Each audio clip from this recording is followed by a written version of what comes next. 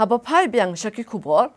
Labon bon benai mentah kaladon ke jingdawan ki babon ban pin kendria no ikibriu basa athem metor kamtam hadien balami ke jingkolmar. Kumta Menteri Ketenat Penroisor ke jala ubah Hamlet Son Dokling ula pentim basan ke subkomiti kan sa IT no ekakai pot jongka syaka high level committee balatung dak sorkar banwat ikilat kelenti na kebentaban penkendria no yekipat Harijan na them yo maulong.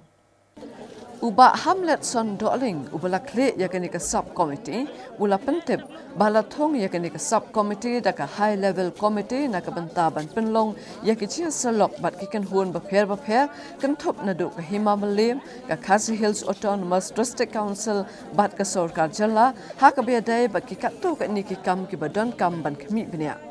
Ula pentip baga subkomiti kala dap syong jingalang haduk laisin bat kini ki kenhun bat kala pendap lut ya barok ki kam bala benchet daga high level committee bat shen kan sa IT no ya ka kaipot ha ka sin syong jingalang ka banwan.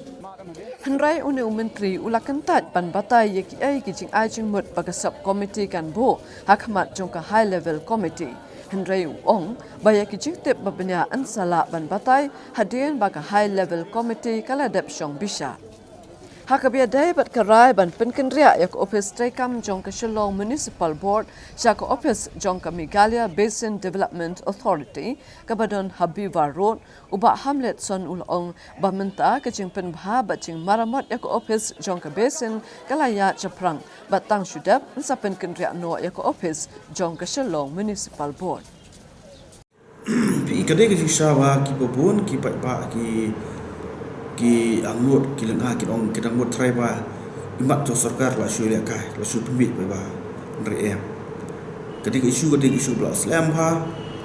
ka ba pai ba la community bar kamlong hiru ke basuk ingi ba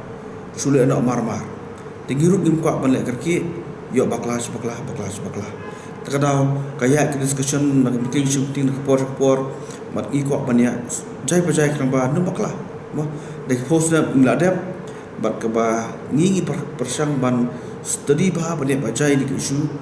krang ba ke bangile ngi mata kan mentoy sapo san pon represent syadin kastem balik labun kastem kawan suara padang bun tikipai ba kenong biasa ngi som dikti ngi tre ka kam ke mong pi mane ke high level committee ka thung ya ka sub committee pada ban kli manga mar bin hamle isu hapan takil bai isu na awasli bani mata kam ko kya ti dak yang jingi ngi bani song bani apli jubut berka batu aktif CM